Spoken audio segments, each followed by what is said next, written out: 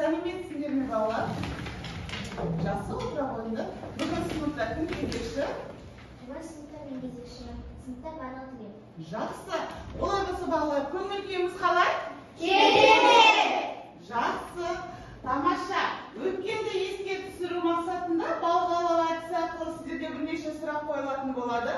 Сол сұраққа жауап берген оқушы алтын балыққа ие болатын болады. Бірінші сұрағымыз, ғаламтор қашан қайда пайда болды? Назерке? Ғаламтор 1960 жылы ақш-та пайда болды. Тамаша, жақсы ала ғой. Ғаламтордың негізгі қосымшасы Аружан?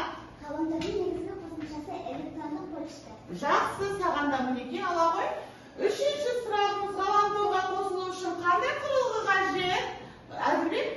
Ғаламторға қосылу үшін модем құрылғысы қажет. Тамаша, мінекей саған да. Қандай браузерлер білеміз ақырда? Google Chrome, Opera, және тағы да? басқалар.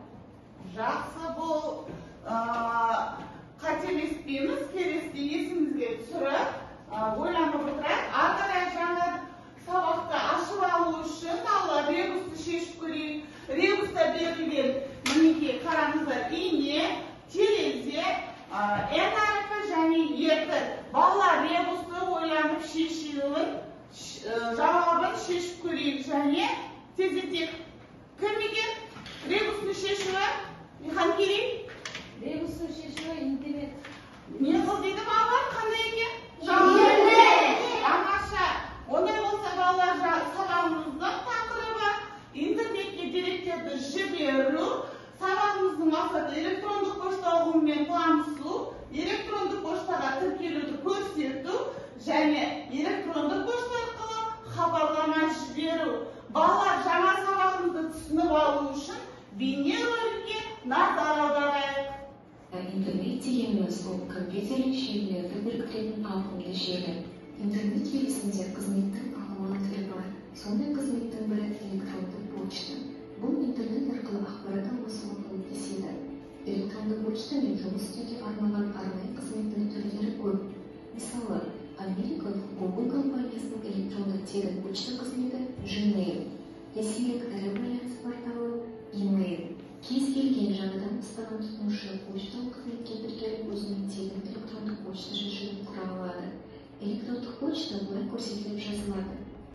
Алған білімімізді пысықтау үшін жұптық жұмыс орындаймыз. Бұл жерде балалар сіздерге кім қағаз таратылады? Жұптық жұмыс орындаған кезде сәйкестендіреміз. Яғни email пошталық сервер элементін сәйкестендіріп, жұппен жұмыс жасаймыз. Бұл жұптық жұмысқа сіздерге 2 минут қана уақыт беріледі. Мінекей, алаңдар.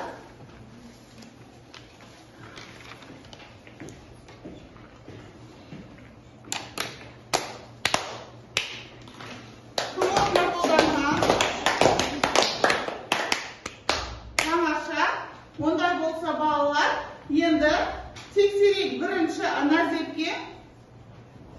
Бірінші жүр бұл. Пошталық қызмет аты. Тамаша, ары қарай. Екінші жүр. Арнайы символ. Ай-құлақ. Ай-құлақ. Үшінші жүр. Пайдаланушы аты. Санжар Екаубай.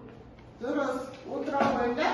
Енді балалар, сіздерге екінші тапсырма практикалық жұмыс. Ол жерде сіздер компьютерға отырып, mail қызметтік поштасына тіркелесіздер. Тіркелген пошталық адресті құпия сөзді дәптерлеріңізге жазып аласыздар. Сіздерге берілетін уақыт 10 минут. Кәне барлығымыз компьютерға отырайық. Тапсырма орындаймыз. Отыра қойыңдар компьютерға. Балалар, Google Chrome, Яндекс браузеріне Mail.ru кезек, болмаса Mail.ru деп ашайық. Жақсы, одан кейін регистрация тіркелу дейміз. Аружан дұрыс. Аты жөнімізді жазамыз. Содан кейін создать батырмасын басамыз. Жақсы, ашып қойыптық. Тамаша, жарайсың, Гаухар. Хан Керей. Айшуаға жөнін жаза ғой. Ақбота тіркелді. Мен аштым.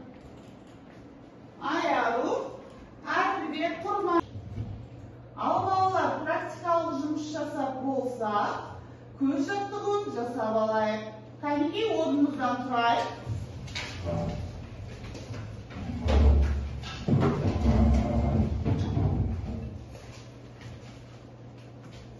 Ең бірінші көзімізді бірнеше секундқа қатты жұмып ашамыз. Ал 1, 2, 3 ашайық. Енді оң жақтан бастаймыз. Оңға, солға, жоғары, төмен қараймыз. 1, 2, 3, 4. Тағы бір рет қайталайық осыны. Оңға қараймыз. Солға, жоғары, төмен. Жақсы балалар, енді сағат тілімен көзімізді айналдырамыз және оған кері қарай айналдырамыз. Бастайық. 1, 2, 3. Тағы бір рет қайталайық. 1, 2, 3. Жақсы балалар. Ал енді балалар, топтық жұмыс орындайтын боламыз. Топтық жұмыс орындамас бұрын 2 топқа бөлініп аламыз. Менің алдымда 2 түрлі карточка берілген, соны бір-біртіндеп алып, ортаға тартаға келіп, жайғасайық 2 топқа бөлініп тез-тез.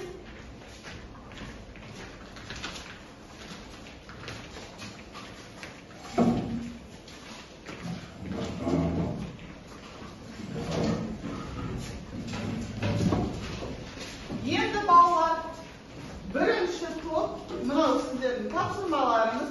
Бұл жерде электронды пошта бейнеленген, яғни жаңа сіздер электронды пошта аштыңыздар. Енді соның орналасу ретін көрсететін боламыз. Ақ постерге, яғни тездетіп, рет-ретімен жабыстырайық. Кәнекей тездетіп, қай топ бірінші орындайды екен? Электронды пошта.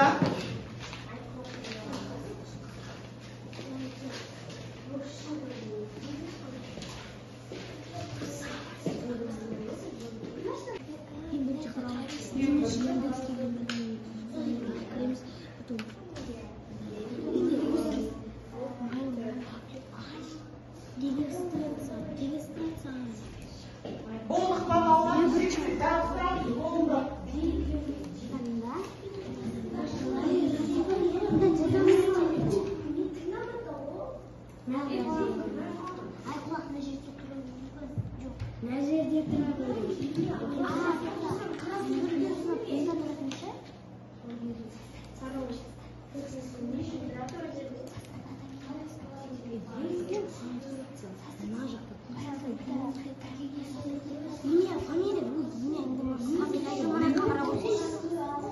Біреуін тез-тез жабыстырып отырыңдар, біреуін орнастырып отырыңдар. Ал енді балалар тапсырманы орындап болса, белгі берейік, қай топ орындады?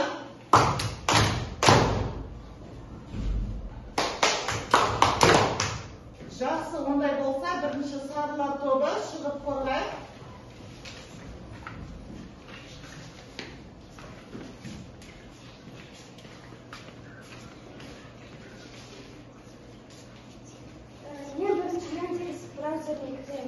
Одан кейін браузерге mail.ru деп жазамыз. Электронды жәшігін ашамыз. Аты жөні, айконы, ретімен жазамыз. Биосөз адрестік кілт сөзді жазып, құру батырмасын басамыз. Дұрыс па балалар? Қалай ойлайсыңдар? Дұрыс жасады ма? Иә. Жақсы, тамаша, отыра қойыңыздар. Ал екінші топ.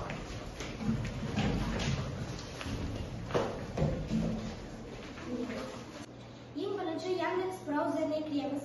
Сосын Яндекс браузеріне mail.ru деп жазамыз. Сосын атымызды, фамилиямызды ретімен жазамыз. Кейін паролімізді теріп жазамыз. Құпия сөз, тағы. Енді, ары Сосын создать батырмасын басамыз. яғни сөйтіп біз электронды пошта ашады екенбіз. Жақсы, отыра қойыңыздар. Ал балалар, Sarılar тобы, көктер тобына баға берейік. Қалай қорғады олар? Жақсы. Тамаша, жақсы. Олай болса балалар, екінші топтық жұмыс. Бұл жерде сіздерге сурет берілген. Пазл, яғни мына постерге жабыстырып бейнеленген сурет туралы баяндайтын боламыз. Қандай сурет бейнеленген? Топтық жұмысты бағалау үшін тез қайтып жылдам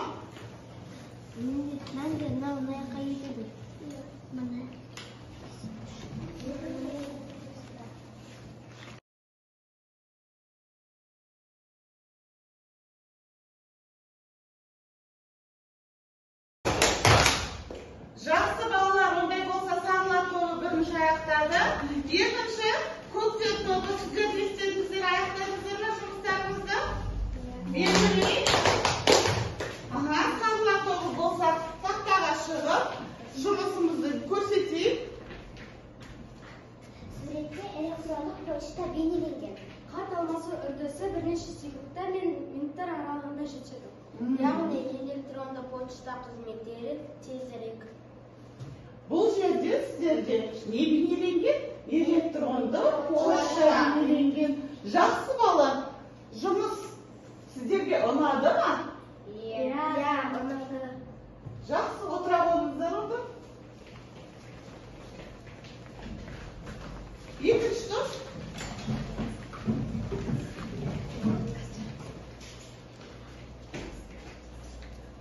Бірінші біздің топта хат жөнелту үдерісі берілген. Екінші. Хат жазу арқылы ақпарат алмасады. Тағы. Ақпараттық транспорттар арқылы жөнелтілген. Хат үдерісі бір аптадан бір айға дейін созылған. Яғни екі түрлі жолмен не істейді екен? Электронды почта, яғни хаттың жөнелту түрлері бейнеленген.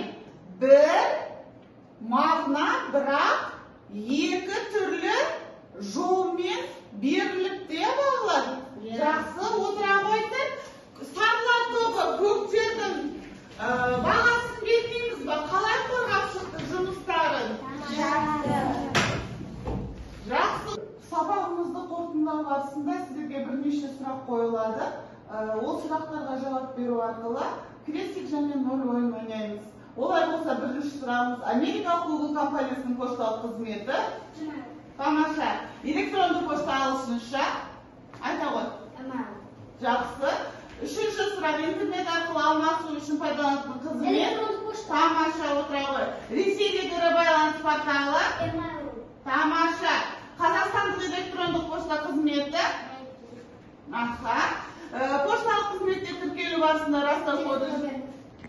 Жақсы. Ғаламтор қашан қайда пайда болды? Ғаламтор 1960 жылы ақш-та пайда болды. Жақсы.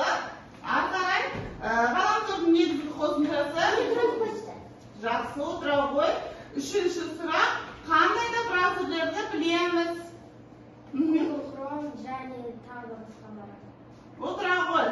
Бірінші, үшінші топ. Сіздер өкінішке орай ұтылдыңыздар. Жеңіске жеткен топ. Ол екінші топ. Олай болса балалар қолдау көрсетіп қояйық. Жақсы. Балалар сабағымызды қорытындылай келе, тұтасты хат арқылы рефлексия жасайтын боламыз. Сіздер маған жаңа ашқан электронды пошталарыңыз арқылы бүгінгі сабағымызға ұстазға хат жолдау арқылы рефлексия кері байланыс беретін боласыздар. Олай болса балалар компьютерларыңызға барып, маған кері байланыс жаза қойыңыздар. Ал, отырамыз.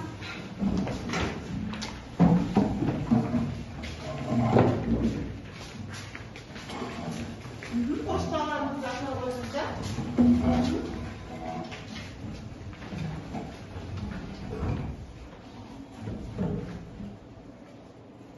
Написать письмо дейміз.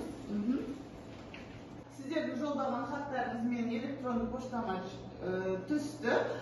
Сабағымызды қорытындылай келе Санжар 10 балл, Ақжол 8 балл, Аяру 5 балл, Назерке 7 балл, Ақжол 9 балл, Әділбек 8 балл. Олай болса балалар, үй жұмысын және бағаларыңызды күнделік кезек жүйесінен көре аласыздар. Үйге тапсырма 27-ші тарау, 115-ші бет оқы, сұрақтарға жауап бересіздер.